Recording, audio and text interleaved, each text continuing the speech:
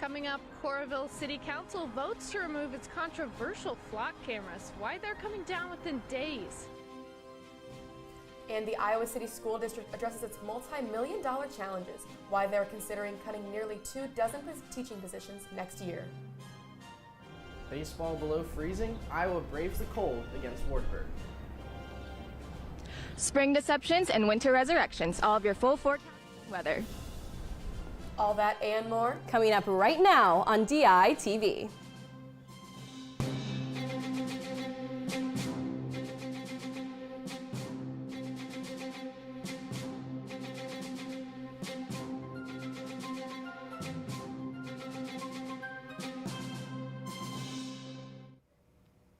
Good morning from Iowa City. It is Wednesday, February 25th. I'm Kate Vernon. And I'm Kayla Smith. And the third member of our team, Gabby Risk, joins us live outside with today's forecast. Gabby, I am getting so sick and tired of this cold weather. Can you please tell me things are starting to warm up for us? Kayla and Kate, I hate to bring bad news, but we are not out of the winter woods just yet. It is currently 26 degrees, but temperatures will slowly start to get a little bit warmer as the day goes on. Taking a look, you can expect moments of both clouds and sunshine with a high in the 30s. Tonight, temperatures will drop back down to the low 20s with some light snow on the way. Moving into tomorrow, temps will warm back up into the high 40s. It seems like we'll all still have to hold on to those winter coats for the time being. All the rest of your forecast later. Back to you ladies at the desk. After months of heated debate, the Coralville City Council voted Tuesday night to remove its flock cameras from the city. The cameras track drivers' license plates and have raised privacy concerns from residents. DITV's Liz Schultz joins us live in Coralville, where one of the city's flock cameras is installed. Liz? Yeah, Kayla and Kate, if you look right above me, that is a flock camera, but they're not going to be here for much longer. Now, for months, residents have been voicing privacy concerns, and I'm standing just outside of the Interstate 80 exit in the Iowa River Landing, where one of two of the city's cameras are located. And city council members are finally taking action. Resolution passes.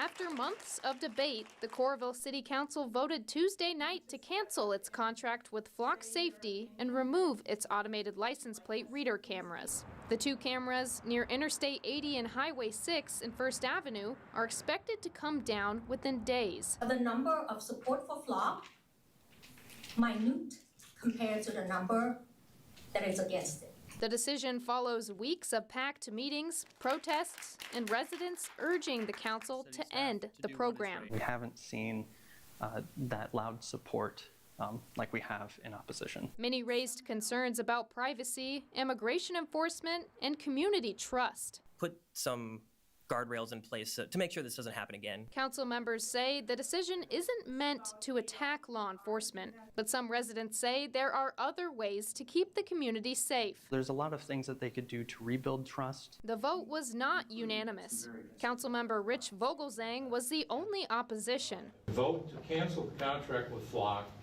It will only accomplish one thing. Canceling the Flock contract will take away a tool that can assist area law enforcement agencies in helping finding missing persons. Now they say that these cameras are going to be coming down within days and that it's all about listening to residents and doing other things to help support local law enforcement. Live in Coralville, Liz Schultz, DITV News.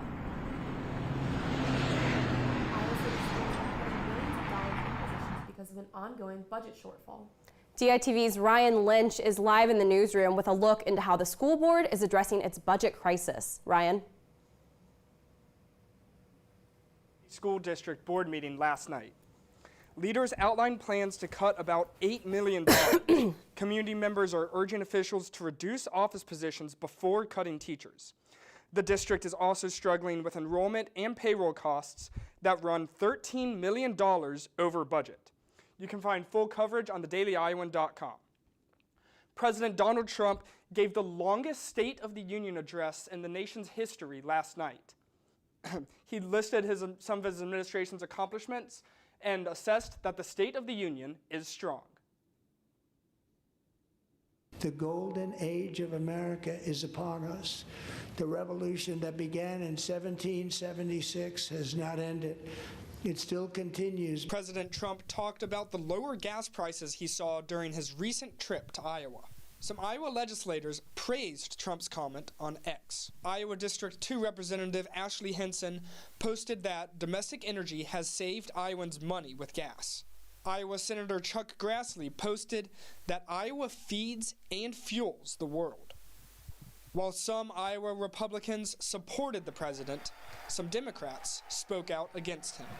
Donald Trump, we are out here instead of in there because our State of the Union is strong, because the people of this country are strong. Virginia Governor Abigail Spanberger held a rebuttal to the president's speech and spoke against his immigration policy. Our broken immigration system is something to be fixed, not an excuse for unaccountable agents to terrorize our communities. For the president's speech, the union looks ahead to its 250th anniversary. Live from the newsroom, Ryan Lynch, DITV. Thanks, Ryan. And University of Iowa Healthcare recently performed the first robotic living donor kidney removal. The transplant, led by Dr. Rami El-Duhani, that makes incision into the abdomen, while a robotic arm controlled by the surgeon separates the kidney and blood vessels. The procedure offers many benefits for kidney donors, including less pain and a quicker recovery. It also makes a wider range of people eligible for kidney donations. And a University of Iowa professor is looking to help students who stutter. DITV's Morgan Burhans has the story on how one professor aims to reinvent the speech therapy model.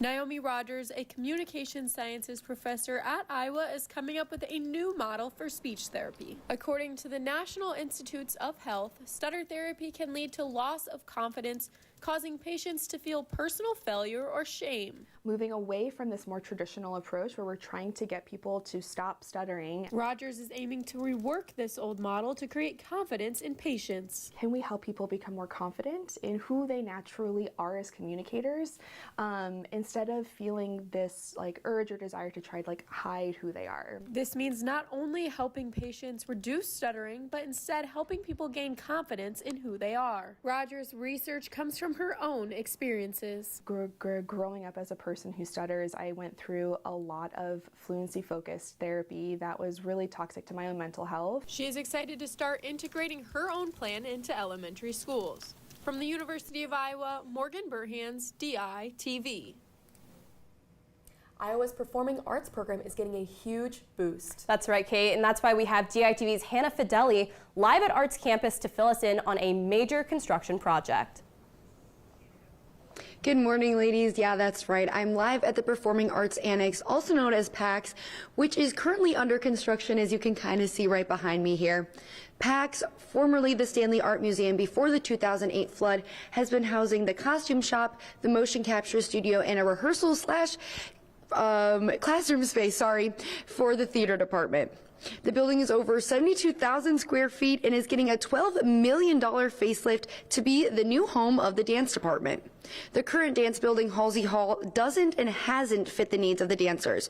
With no HVAC system, warm-up spaces in studios too big or too small, this move is much needed. The improved building will be renamed Dance Building and will include 5 studios, warm-up spaces, a student lounge and activity area, a digital projects lab, and an office suite for faculty and staff. The renovations are part of the university's big 10-year construction plan, and this project should be done this summer in time for the dance department to move across the river before the fall 2026 semester. Live from the Performing Arts Annex and soon to be Dance Building, Hannah Fideli, DITV. Coming up later, baseball survives frigid temperatures, men's basketball prepares for Ohio State, and women's basketball gets set for their final week. All that and more after the break. Hey, this is Sarah Gallo, recent Iowa 2025 graduate. I'm currently pursuing my master's in journalism with an emphasis in sports media at Northwestern University. I recently attended Super Bowl 60 Media Week, where I interviewed players and coaches. DITV helped me prepare for that moment. I joined DITV as a freshman in college. I've done anchoring and reporting in Northwestern studios. My experience as a DITV sports reporter helped me find my on-air voice and confidence in front of the camera. DITV has influenced my career choices and my plans after graduating from Northwestern. I'm very interested in pursuing a career in sports broadcasting. broadcasting. So with that being said, thanks DITV for my experience as an undergraduate student.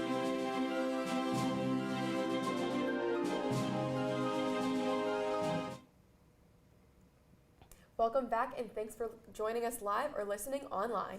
But first, let's go ahead and take a look back outside with Gabby for the forecast for the week ahead. Well, ladies, now the question on my mind is how much longer will winter be sticking around? Because personally, I am ready for spring break. Taking a look at the week ahead, on Friday, the high will peak around the mid-60s, but drop right back down with breezes in the afternoon. Saturday won't be quite as warm with highs in the late 30s. Sunday will be mostly cloudy, reaching a high in the mid-30s. Monday will see snow in the morning and showers in the afternoon with a high in the low 40s. Tuesday will reach highs in the late 30s with lows in the mid-20s. Looking at the temperatures, it definitely seems like Friday will give you the opportunity to wear both a t-shirt and a winter coat on the same day. I hope everyone stays warm for the rest of the week. I'll send it back to you ladies at the desk. Thanks, Gabby. And now I'm really excited that it's getting warm this Friday, but I know it's been pretty cold lately. It has been very cold, but don't worry, that did not stop our baseball team. Ryan, do you want to tell us more about that? Absolutely, guys. Much of that game was played in freezing conditions, but they started out hot against Wartburg and ended up winning big. DITV's Morgan Burhans has the story on how the team is adapting to a young pitching staff. The biggest question coming into this year's baseball season was Iowa's pitching staff. Last year, they put up a 4.16 ERA, but every hand that contributed is no longer on the team. Currently, Iowa is sitting at 6-2, but they are trying to get comfortable with many young pitchers. The more times they get out there, the better idea we have of what role is going to be best for them. In their last game at Florida Atlantic, freshman Nick Terhar made his first weekend appearance. Although they didn't get the win, the team was very impressed with his performance. He doesn't play like a freshman or pitch like a freshman. He comes in with a lot of confidence. Now the Hawkeyes came back home to face much lighter competition. The last time the Iowa baseball team was in this building, they broke a program record, getting a 34-win victory. They dominated again against the Division III Wartburg Knights 13-0 in a game where they pitched 7 different players. That's right, and each player was completely new to the Iowa baseball team. The pitchers did not disappoint, leaving the Knights scoreless on 3 hits. A lot of young guys out there on the mound today, and you see they're getting more confident each time they go out. This success is attributed to a rock-hard mentality. I think a lot of it just comes from the way they prepare and the mindset they have. You know, they work a lot on that. The Hawkeyes will now head to warmer weather in Texas to face Houston, Alabama, and Oregon State. From DeWayne Banksfield, Morgan Burhans, DITV Sports.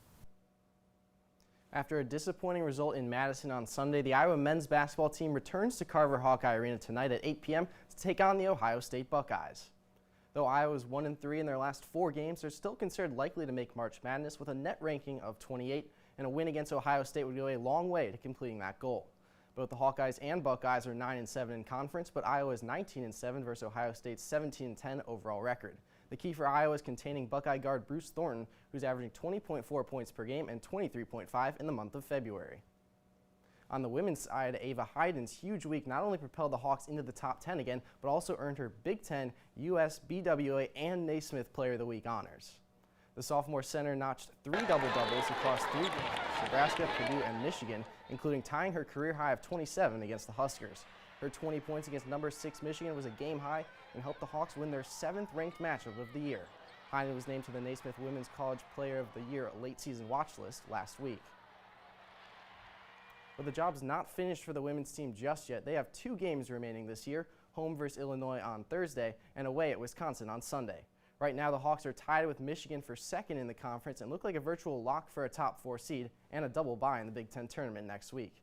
Illinois might be the tougher of the final 2 games, as the Illini have a 19-8 record and are 9-7 in conference. Wisconsin is just 13-5 overall and just 5-12 in the Big Ten. And even though it's the offseason, Iowa soccer continues to make moves under new head coach Dean Ward. Noah Smith, an assistant under Ward at Xavier who worked with the goalkeepers, joins the Hawks after 2 years in Cincinnati. Smith helped Musketeer goalkeeper Maria Galli earn 3rd team All-Big East honors while allowing just 1.1 goals per game and pitching 8 shutouts. Thank you for joining us live online or listening on KRUI 89.7 FM. We are here live from Iowa City every Monday, Wednesday, and Friday at 8:30 a.m. and online anytime at dailyiowan.com. For all of us, thanks for watching. We'll see you again live on Friday morning right here on DITV.